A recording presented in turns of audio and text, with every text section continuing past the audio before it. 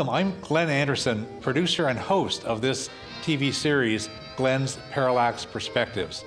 This series explores a wide variety of issues related to peace, social and economic justice, the environment, and nonviolent social change.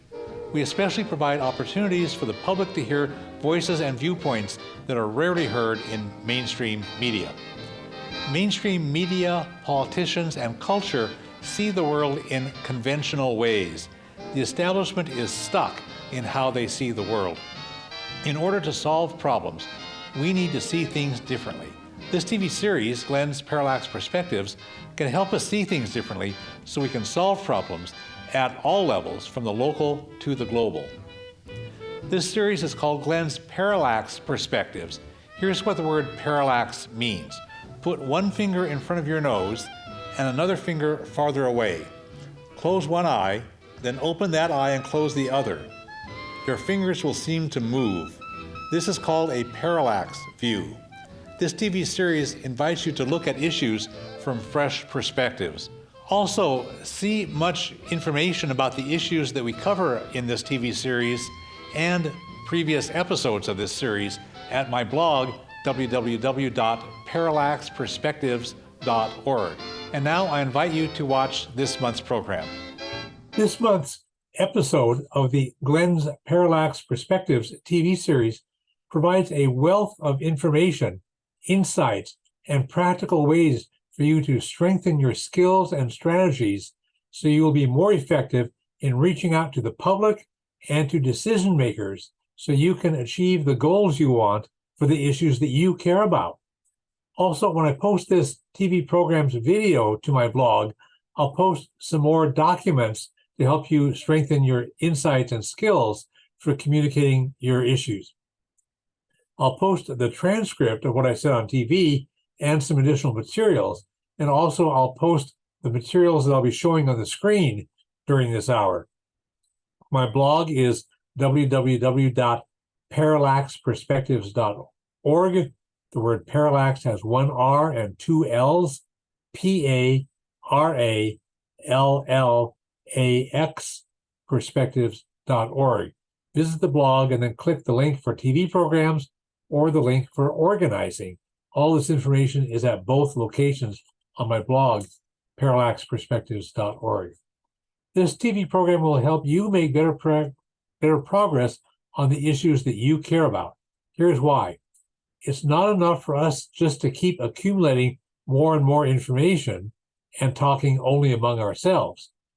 In order to achieve our goals for the issues that we care about, we have to change public opinion and build a strong, smart movement from the grassroots up to reach other people besides the public, the people who can actually make decisions. This means we need to communicate our messages effectively to the general public and to the official decision makers. To be effective, we have to design our outreach strategically and carry it out skillfully. We can become much more effective than we have been at moving public opinion and at changing the minds of decision makers to get them to do what we want. During this hour, I'll provide a wealth of fresh insights and practical methods. I'm posting more information to my blog along with this TV program. During this hour, I'll provide some basic insights about how to communicate effectively with the public so the public will understand and agree with the solutions that you're proposing for the issues that you care about.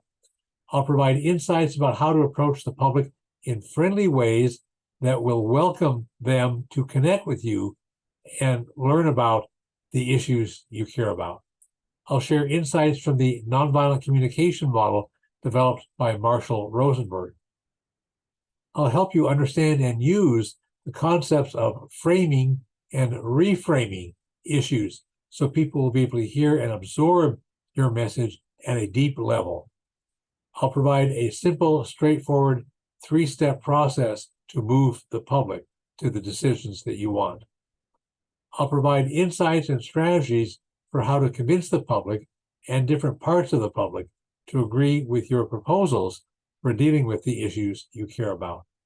I'll introduce a very few practical and creative suggestions for reaching the public and decision makers. and I'll invite you to see more information on my blog. Suppose you are deeply concerned about some issue and you're already well informed about it. Suppose today you have just 1 hour to work on that issue. Would it make more sense for you to keep reading more about it during that hour, or to write a letter to the editor of some publication, or reach out to the public in some other way to inform the public and urge them to take the action that you want? We need to reach out. The world and our nation are facing many big, hard, scary issues, problems. These are serious problems, big, hard, scary problems. And they can cause people to feel depressed and powerless. But the good news is that we can turn those feelings around and we can really make progress towards solving the problems. The rest of this TV program explains how we can make progress. People spend a lot of time lamenting, ain't it awful? But bogging down with conversations and emails that just lament, ain't it awful, that's depressing. That wastes our time. It sucks the energy out of us. Instead of getting depressed and cynical in loops of, ain't it awful, let's strategize how to actually solve the problem. This can include sharing information with people who do not yet know about the problem or who have not yet learned about the solutions that you are recommending. Let's pivot from depression into strategies and actions for solutions. Let's do this in a positive way that welcomes people to join with us. Sometimes people with our policies convey negativism, cynicism, and powerlessness that undermine our ability to solve problems. Don't convey those negativities to people, because we need people to join with us with positive strategies to solve the problems. Don't antagonize or frighten the public.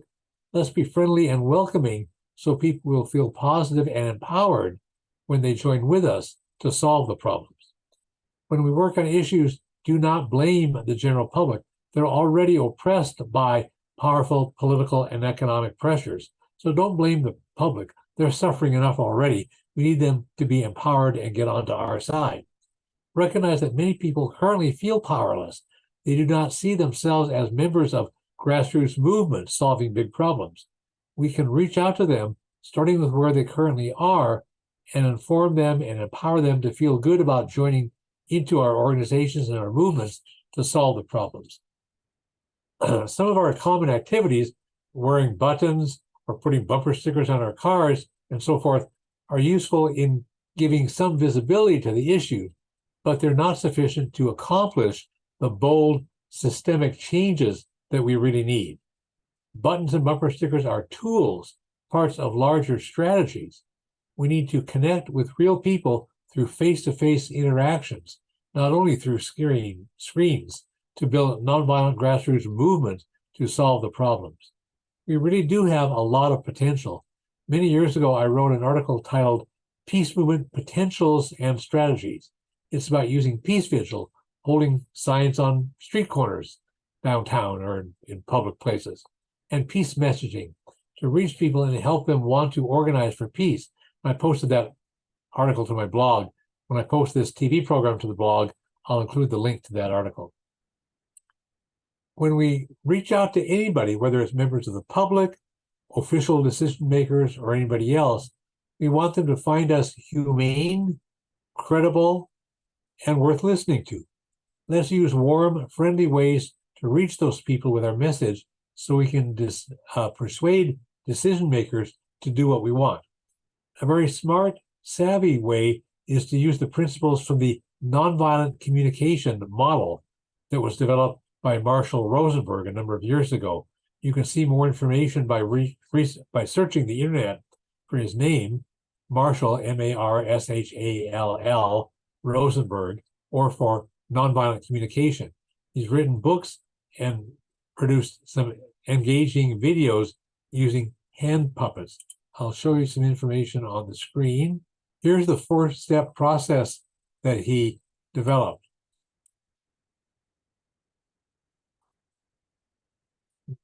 First is you observe without judgment. That's, you just say, this is what I see is happening. This is what's going on around us.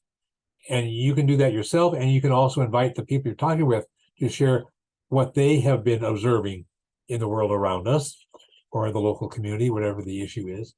Say how we feel about what we've observed, and invite other people to say how they feel about what they've seen going on around us. Express our needs, and when I work with this, I also add and values, because people have human needs, and we also draw upon the values that we hold of things that are important to us. So let's express what those are in relation to the concern we have, and invite other people to share their needs and their values. And then make a request. If you're in a conflict with somebody, after you've gone through steps 1, 2, and 3, step forward to make a request, which is not a demand. Say, how about if we do this? Or would you please do that? We'll talk some more about this. Is Marshall Rosenberg's method of nonviolent communication is also known as compassionate communication. It offers ways for us to connect with other people in ways that meet each person's needs and contribute to each person's well-being. So it's a good way to resolve conflicts. It's a good way to help people move and change and improve. When one person understands nonviolent communication, that person can use it even if the other person in the conflict does not. Nonviolent communication helps us hear other people's feelings and needs. It helps each person express themselves in ways that will be more likely to result in everybody understanding and cooperating. It emphasizes recognizing and naming each person's underlying feelings and needs. So this keeps it real and gives us a strong point to move from. This makes human connection. It lays the foundation for meeting each person's needs. Instead of us making demands and dominating the other person, nonviolent communication helps each person make requests that are more likely to be fulfilled voluntarily. And this preserves our relationship. And that's true whether it's person to person or if we're going to a decision-making body like a state legislative committee or a city council or a business or something. Part of the technique involves hearing the other person's judgmental or abusive language as actually expressions of their feelings and their unmet needs. So instead of letting them push our buttons and reacting judgmentally ourselves, nonviolent communication helps us translate the other person's message, their judgmentalism, their abusive language, as expressions of their unmet feelings and needs, so that we can respond from a place of compassion and understanding to where they're coming from. Don't take the bait. And then we can respond in ways that explore how to satisfy each person's feelings and meet each person's needs. Also, nonviolent communication helps us get below the words in questions that people are asking, so we can address the actual concerns that lurk below or behind their words that they used in their questions. So in most of our everyday conversations with people, when somebody asks for information, we give a factual answer. But when we're dealing with issues that are hard and scary, such as nuclear weapons, when somebody asks a question about the issue, there's often more behind it than a request for factual, technical information, right? So, for example, if you're discussing nuclear weapons, the other person's question is not necessarily seeking a technical, factual answer. They're likely expressing a fear about other nations and a fear about our national security. If we can listen for what's behind the other person's underlying values, needs, feelings, and shape our answer to address those underlying values, feelings, and needs, then we can connect with them in a way that we can't with simply an intellectual, factual answer. Unless we acknowledge and satisfy the underlying feelings and needs, the person won't be able to hear our factual response. So here's another important concept I want us to understand. It's about framing and reframing. This is a smart way to hugely improve our effectiveness in communicating with people about the issues we care about, so that people will be able to agree with us at a deep down level. The concept of framing and reframing is crucially important. The concept is crucially important when we develop our outreach strategies and when we write anything for the public or other people to read or hear or see. So I'll bring up something on the screen and show you some basic principles here. Frames are clusters of consistent archetypes and narratives that help people to process information. These frames strongly influence how the public understands political and social issues, because each frame is a deeply held preconception. Preconception means before thinking. Each frame is a deeply held preconception, so it interferes with helping a person receive and accept new information that contradicts the existing frame. So I want to talk about this for a moment. The concept of framing was popularized a few years ago by George Lakoff. He's a linguist who says that the way that we are wired will affect how we perceive the messages that we receive. He says political conservatives have successfully framed issues in ways that cause people to intuitively agree with them. But political liberals and progressives have failed to frame and reframe issues effectively so that people would intuitively agree with us. If we would be more savvy about framing and reframing, we could convince larger majorities of the public to agree with us and demand public policies that we are urging. Framing is altogether different from spin.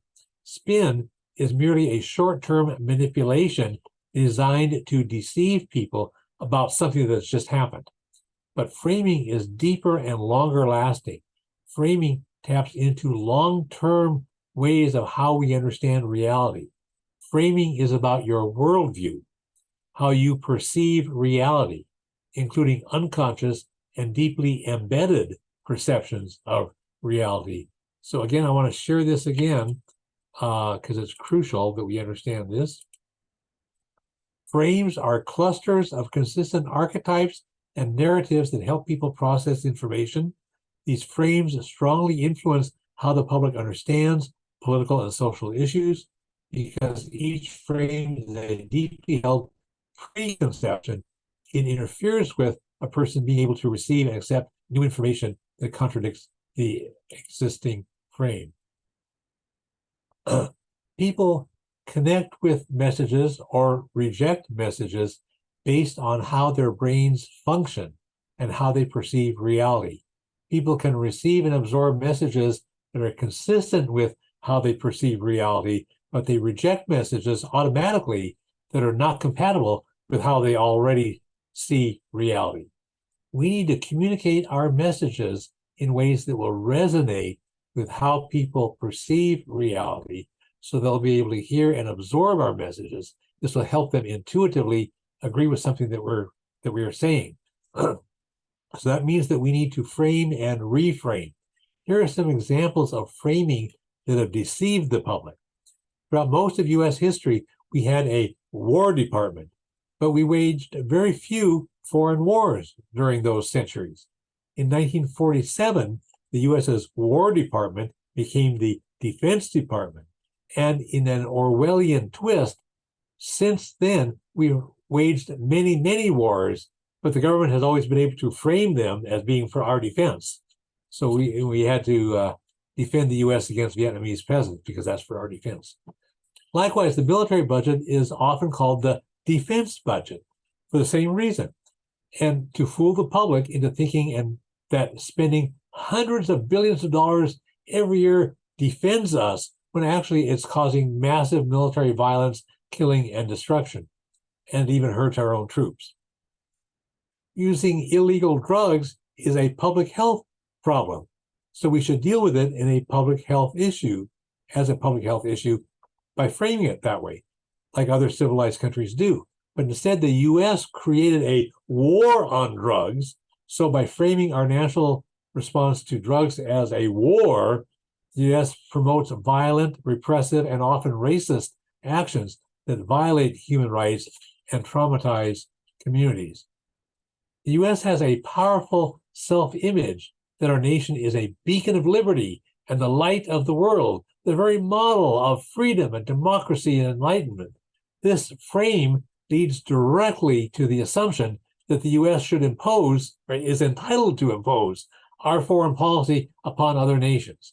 When George W. Bush and Dick Cheney were urging the U.S. to overthrow Iraq's government, Senator Joe Biden, chair of the Senate Armed Services Committee, was a major cheerleader for war.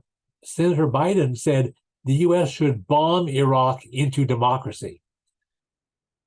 Now, as president, Joe Biden continues the nationalistic and militaristic frame that led to the Iraq War and other foreign policy blunders. He appointed as his Secretary of State the cabinet member who directs U.S. foreign policy, a man whose career has been urging other nations to buy military weapons made by U.S. weapons manufacturers. So that's the purpose of U.S. foreign policy, is to sell weapons to other countries to benefit U.S. corporations.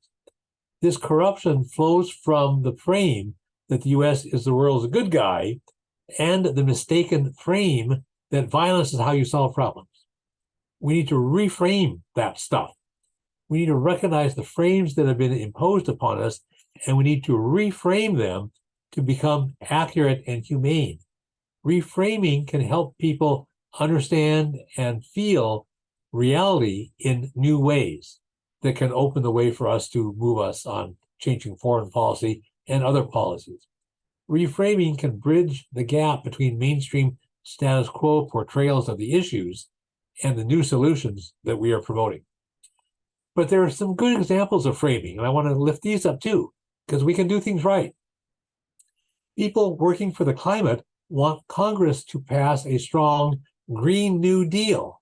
This is a good choice of words, smart framing, to summarize what we want for the climate, local communities, and labor. The Green New Deal wording taps into the positive frames that people have about President Franklin Roosevelt's New Deal from the 1930s, and it lifts up the green image of care for the environment, climate, and sustainability. The Green New Deal is smart framing.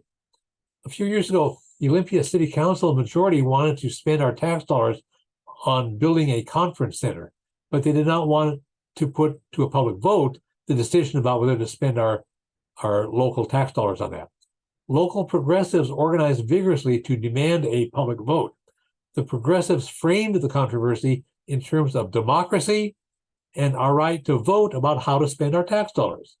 The progressives created an organization called Public Funds for Public Purposes. We won overwhelmingly. We stopped the project, and later the voters replaced those city council members with better ones.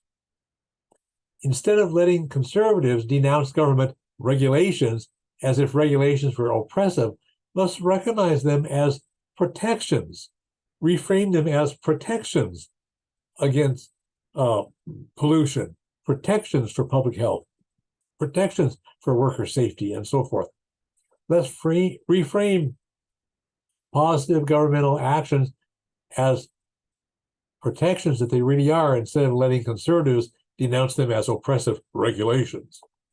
At Standing Rock, Native American organizers were smart to frame themselves as water protectors, not just merely protesters.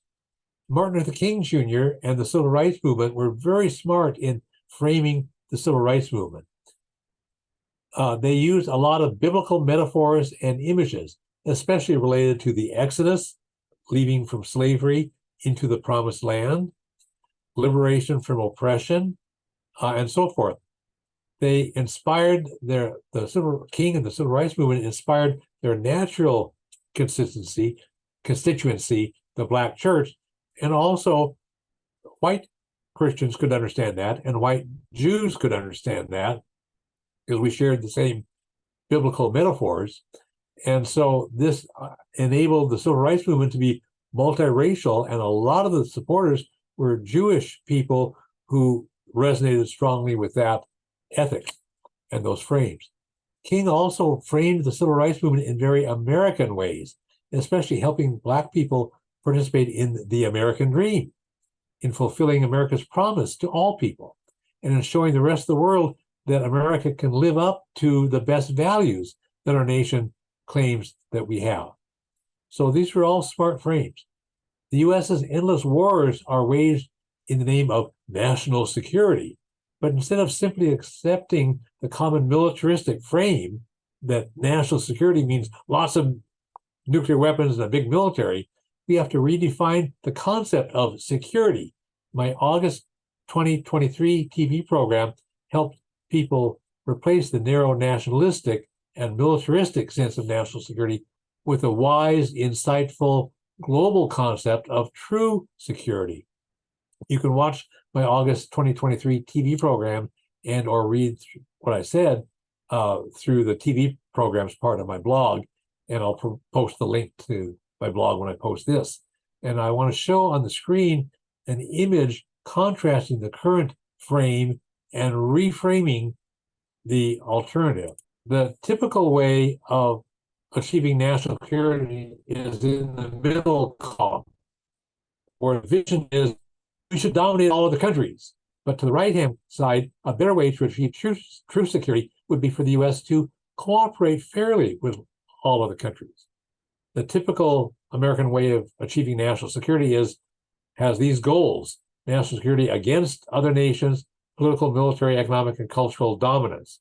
But true security, in the right-hand column, would be global security and equitable relationships among all nations, self-determination, economic well-being for all, respect for all other cultures and religions.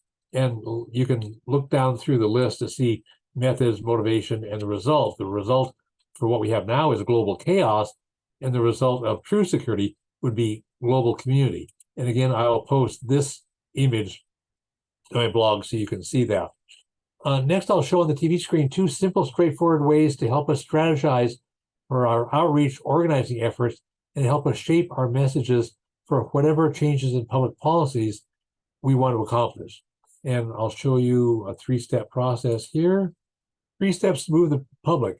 First, you have to make this problem a hot public issue that has to get dealt with. So whatever the problem is that you're working on, whether it's homelessness or reform the criminal justice system or whatever it is, make this a hot public issue that must be dealt with by the public, by the media, by the politicians, by the different sectors of society. Make this a hot public issue that has to get dealt with. Secondly, win a majority of the public to agree that the status quo, the current public policies, are a serious problem. They won't change unless they recognize that the current system is broken, it's problematic. So we have to win a majority of the public to agree that the current public policies are a serious problem. Third step is win the majority of the public to agree to support our solutions for changing public policies.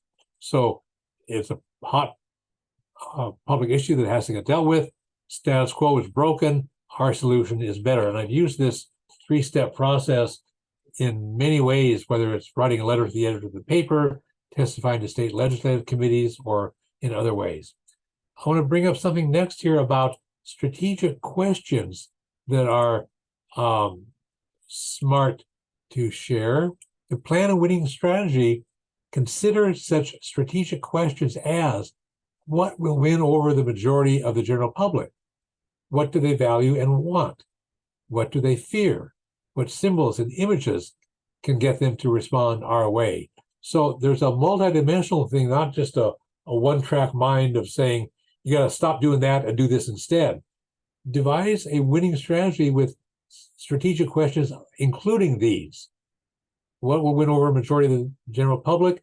What will win over different sectors within the general public, different constituencies within the public? What do they value and want? Public as a whole, and also various constituencies.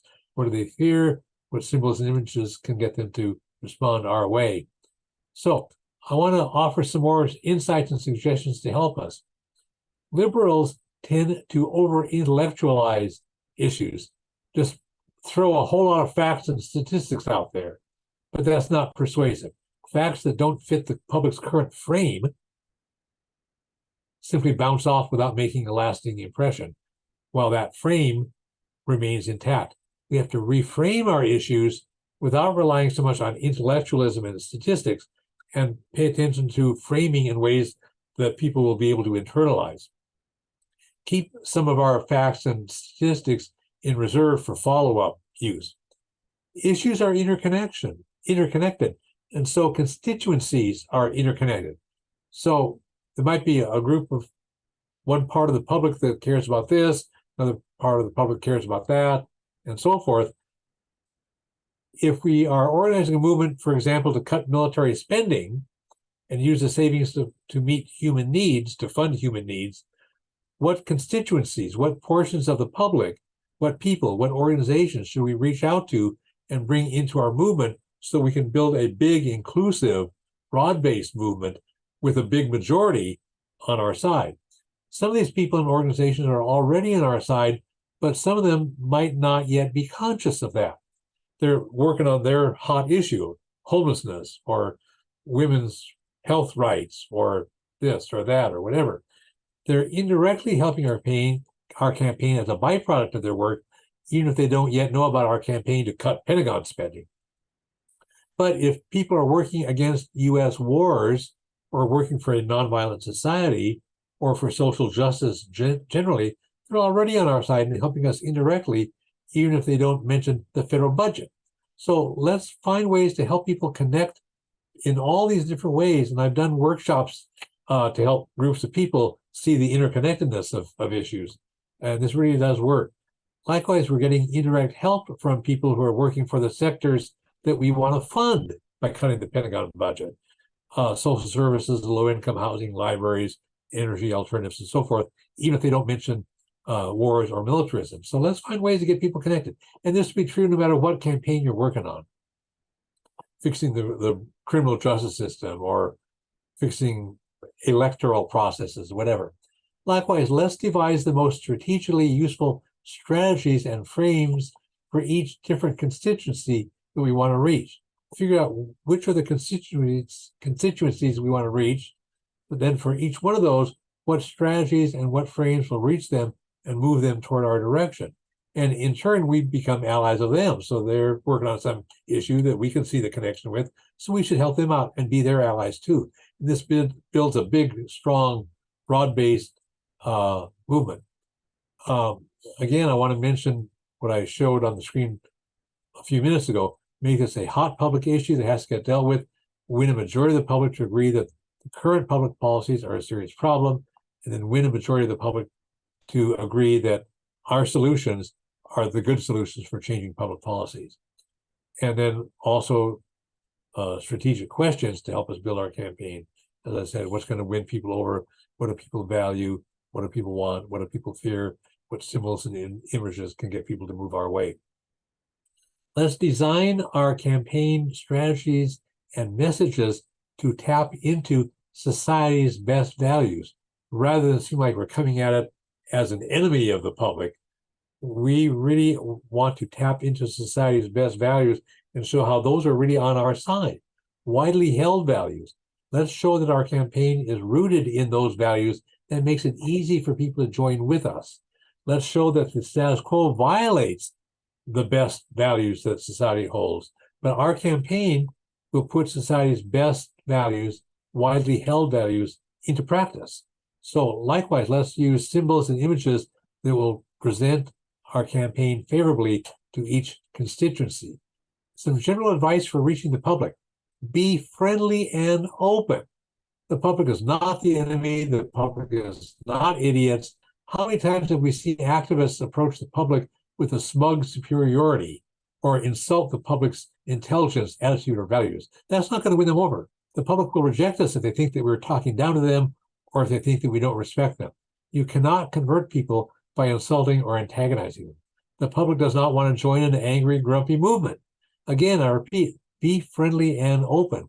Find ways to welcome people into our movement.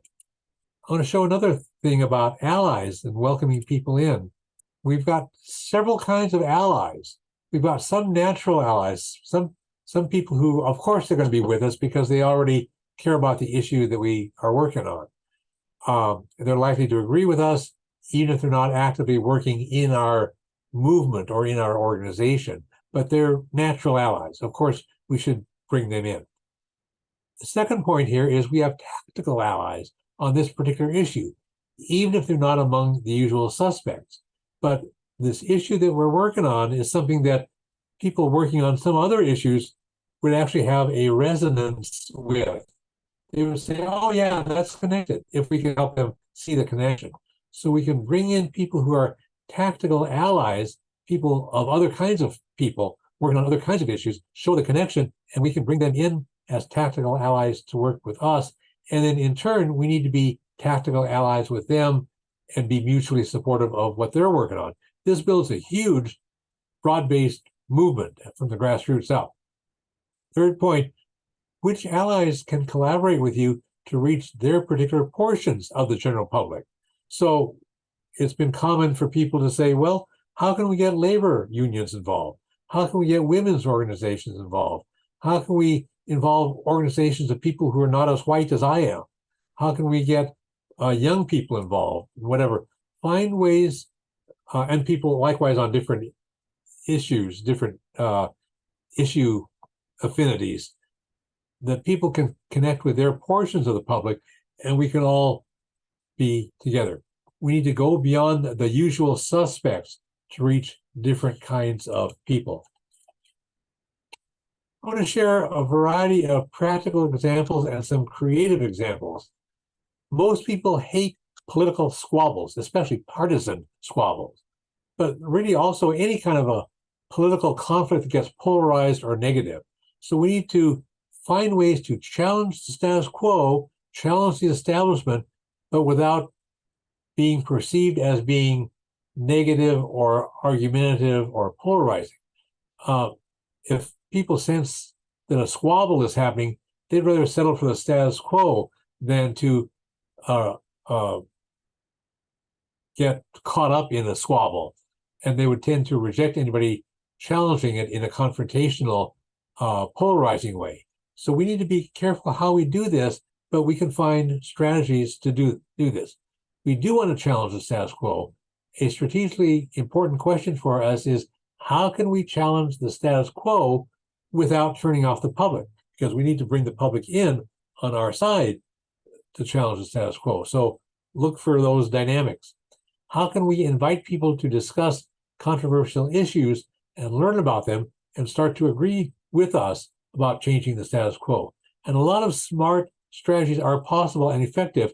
I want to share some examples, 3 examples of things that we actually did that worked well on an issue that I cared about a lot, still do. For many years, I organized outreach to inform the public about what's wrong with the death penalty and move public opinion toward abolishing the death penalty. And here are some of the practical and creative ways that we devised in order to welcome and engage people. 1, when we set up our information booth at public events, we had this little gazebo structure, and there's a little panel in the front above there. And instead of having a banner up there that issues a command, abolish the death penalty, that's not user-friendly, that's not welcoming. Instead, we made a nice looking banner that asked a question that invited people to come over and discuss the issue. Our banner's question asked, are you troubled by the death penalty? And this invited people, regardless of where they stood on the issue, to come over for a discussion. And we were able to have some really good discussions. And we trained second point here is we trained our booth volunteers to discuss rather than argue. We listened to where people were starting from, their values, their experiences, and stuff like that. And then we helped them to pivot towards seeing the issue differently based on where they were starting from. And we successfully moved a number of people toward wanting to abolish the death penalty. And we invited interested persons to join our committee and work with us on that. The third point I want to make here about strategizing about death penalty abolition is at public events, organizations typically have a table out in front with stacks of printed materials to be handouts, right? But that's boring. It is not welcoming. It's not engaging. Instead, we invented clever and welcoming alternatives. In order to attract people to our booth and invite them to learn, we created actual games related to the death penalty. The games were fun for people to play, and they taught people about the issue. While people are having fun, the defenses are down and they're easily engaged in learning about the issue. And so these were teachable moments, and people learned a lot about death penalty, and we engaged people in thinking and feeling differently. And then we offered handouts, paper handouts also, but that's not the first step. In the year 2000, Malcolm Gladstone published his book, The Tipping Point. It analyzes the dynamics of major social shifts, such as shifting public opinion, clothing fashions, and disease epidemics. We can engineer big changes to improve our society using some of the lessons from that book, The Tipping Point. 1, small strategic starting points. 2, people who are good at starting new ideas. 3, people who know a lot of people to spread the new ideas. And 4, methods, frames, and images and slogans that have stickiness. So face-to-face gatherings are warmer and friendlier and more engaging than anything on computer screens or phones. Many important movements started with just a few people around somebody's kitchen table. They've actually started that way and stopped nuclear power plants. You start small and then you build from there. Consider holding house meetings in your living room. Invite people to gather face-to-face for discussion nights or reading nights. If you want to reach people through leafleting and conversations, figure out the kinds of locations and times where the most suitable kinds of people would be present. Choose the kinds of locations and times when people could easily pause to talk and take your handouts. Communicate in ways that people can easily understand. Speak the people's language. The biblical story of Pentecost gave us a model for starting a mass movement. When the early church was just beginning 2,000 years ago, the apostles were meeting together with a wide variety of people from other nationalities and other cultures. The Bible says the Holy Spirit enabled members, early church members, to speak in other languages. And the foreigners present were amazed to hear the apostles speaking in their languages. As a result, they found the apostles credible and engaging, and they were able to hear and believe the message of this new religion. Likewise for us, an important part of doing outreach and building a movement is speaking in ways that the people we want to reach will easily understand. And so again, this goes back to different constituencies. If you're talking to a group of middle school students, you'll use different ways than if you're speaking to college students or whatever. Engage people by asking questions and starting conversations rather than telling people what you want them to believe and think and do. For many centuries, gays and lesbians were oppressed and forced to stay in the closet. A few decades ago, they started making huge progress by publicly coming out of the closet. They publicly expressed pride in who they were, and they held pride events. This outreach strategy made them visible and proactive. It connected with lots of people. They were able to come out to their families, friends, co-workers, members of their churches, neighbors, and so forth. And this helped other LGBTQ persons come out of the closet also. And so this was an exponential growth of visibility and public acceptance, because suddenly everybody throughout society knew LGBTQ persons. So a majority of the public quickly emerged in wanting to protect the rights of their friends and family members and neighbors and coworkers and stop the oppression and protect their rights.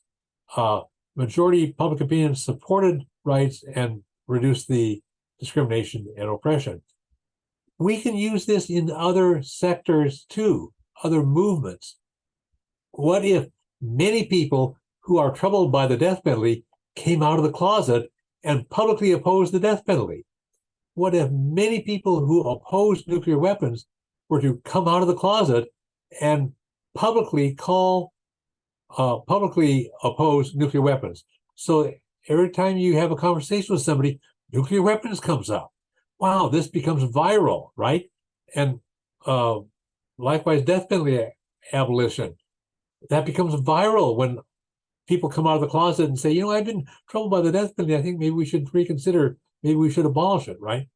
And the third example on economics, what if many people who want socialism to replace capitalism came out of the closet and publicly said, we should really have a serious conversation in our society about what's wrong with capitalism and why maybe socialism might be better. If enough people came out of the closet with those kinds of concerns, it would go viral, and we would have a society-wide conversation about what to do about our broken and cruel and unjust economic system. So these things can go viral, and that's what we need to be doing. Get everybody to come out of the closet on these kinds of issues. The public would notice that public opinion was shifting significantly. Many people would join these movements knowing that they're not alone, and we'd be able to organize some significant changes. Politicians would notice too, although they'd be last after the general public. Massive changes in public opinion would force politicians to have to change public policies, and we could end up with a spot where politicians could no longer just say, let's just have more nuclear weapons, that's okay. They'd have to come out against it. When Barack Obama ran for president in 2008, he opposed equal rights for marriage. But public opinion changed massively, forced him to change. And so by the end of his term, he came out in favor of equal rights for gays and lesbians to marry. And the public opinion even forced the U.S. Supreme Court to rule that gays and lesbians could marry anywhere nationwide. I mean, we changed the Supreme Court. Here are two main points for reaching the public on issues that you care about. One, never insult or blame the people you're trying to reach. Find ways to identify with the people and reduce the threshold so that it's easy for them to step across and join with you. So instead of antagonizing, seek relationships and points of agreement. Focus clearly on what the real issue is, what the real goal is. Don't let extraneous issues interfere with or distract you from your focus. Don't expand the specific goal into something too broad for people or for the decision maker you're talking with to handle. If you want them to, a business to stop doing a particular thing, tell them to stop doing that particular thing, and don't say, and by the way, you're a bad corporation altogether, and we should just, abolish your corporate charter. That goes beyond the scope of what you want them to do. If you want to abolish a particular weapons system, focus on that, get Congress to cut the funding for it, rather than say, oh, and by the way, we should stop all wars, even though we want to do that, but this is one step along the way. If you're trying to get a person in power to make a decision to agree with you, make it easy for them to do that without blaming them for not having achieved that yet, and without expanding the issue into something beyond what they can decide.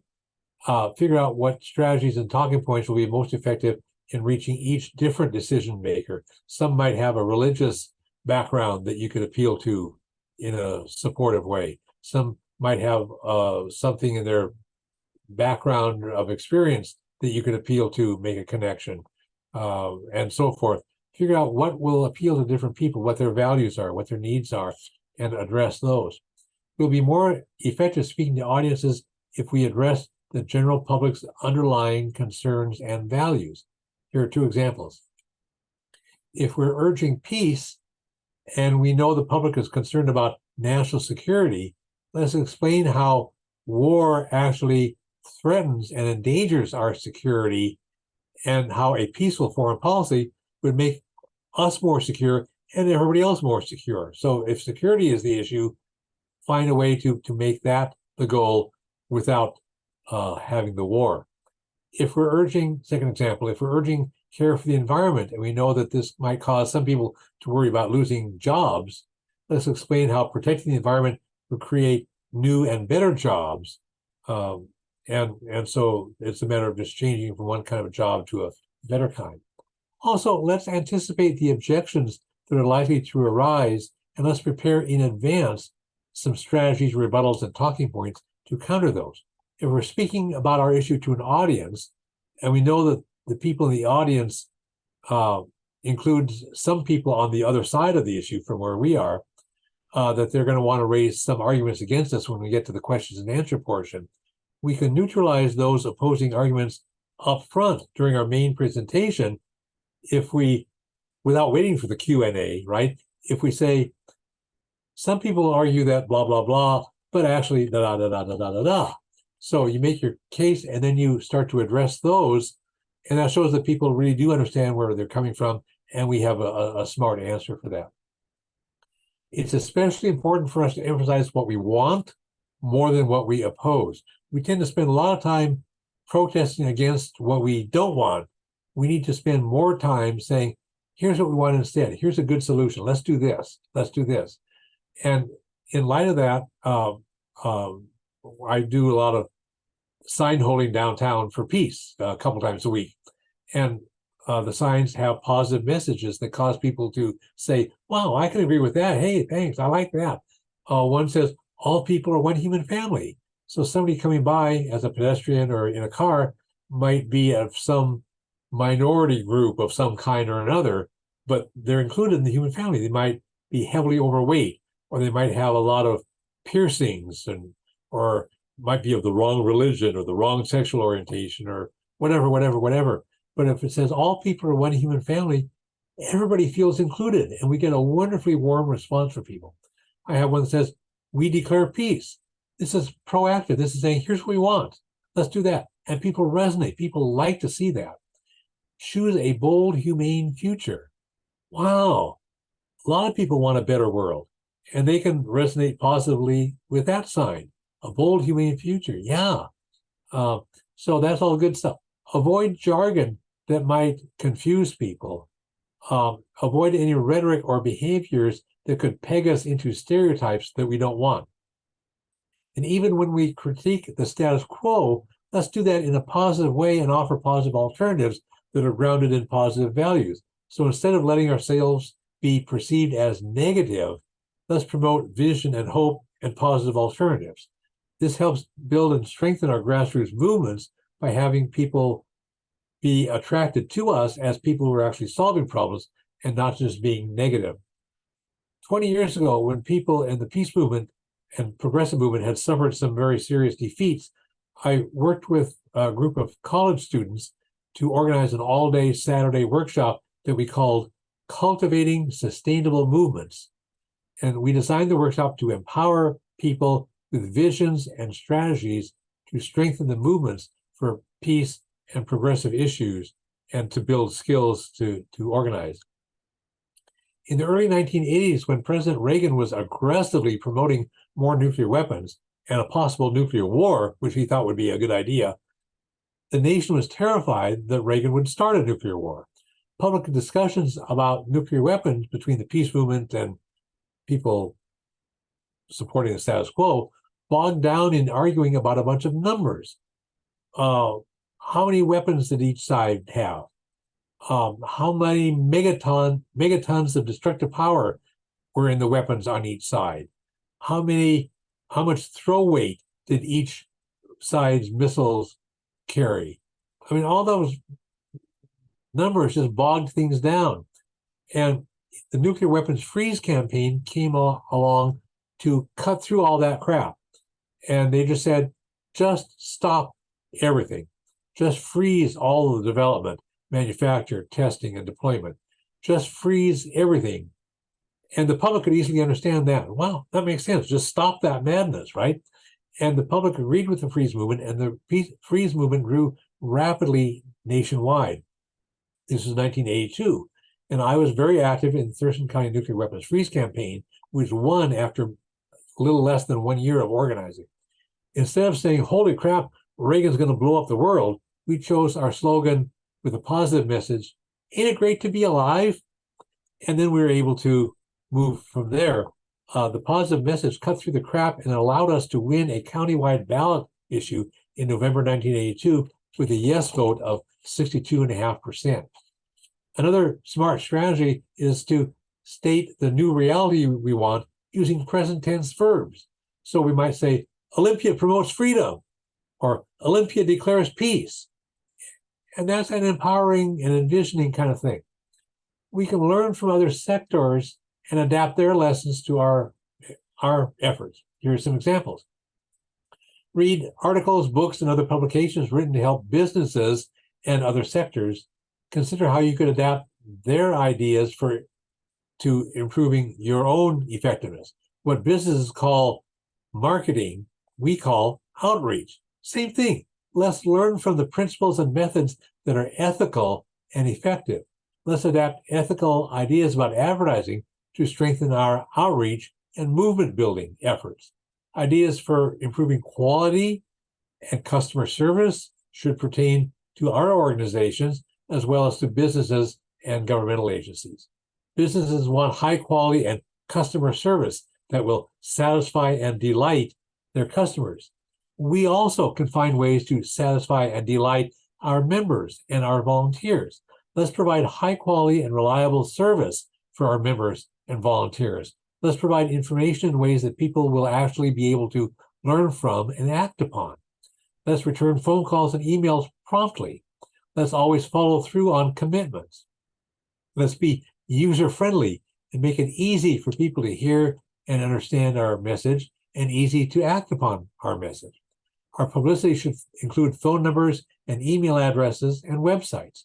Instead of merely saying the location of where some event is, it's at the Methodist Church, give the street address, or saying the name of a restaurant.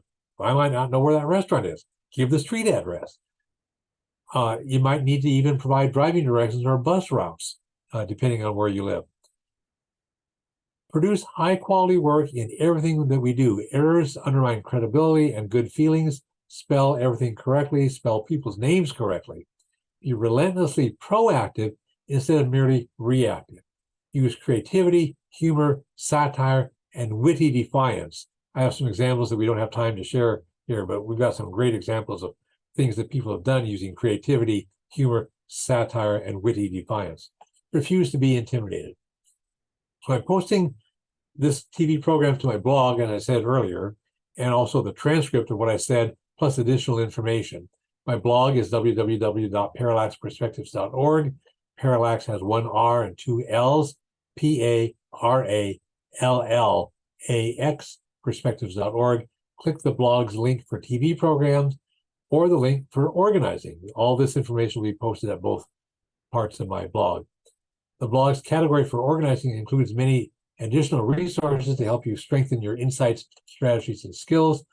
Look for opportunities through organizations that you connect with and ask me for referrals to the best ones. Several times every year, I offer free online workshops to help people strengthen their ability to organize nonviolent grassroots movement and to increase your skills and effectiveness. Contact me for information. I'm at 360-491-9093, Glen at parallaxperspectives.org. We care about a wide range of important issues related to peace, human rights, social justice, a fair economy, the environment, climate, eliminating cruelty from our criminal justice system, improving governmental functioning, and so forth. For each issue we care about, we need to organize grassroots movements with smart strategies that can convince the general public. Strong, strategically savvy grassroots movements can also convince governments, businesses, and other entities to make the changes that we want. Therefore, we need smart strategies for communicating our values and our messages to people, and we can do that and get the changes that we want. We can actually win, and we've got examples of things that we have won in the past. We haven't won everything yet. We can become a lot more effective, and I designed this TV program to help us strengthen our insight, strategies, and skills. Again, as I said, I'll post this to my blog, the transcript, the video, and some more information. You can get information about a wide variety of issues related to peace, social justice, and nonviolence through my blog, www.parallaxperspectives.org. You can phone me at 360-491-9093. We all share one planet. We're all one human family. We can create a better world, but we all have to work at it. And the world needs you. The world needs what you have to offer. Thanks.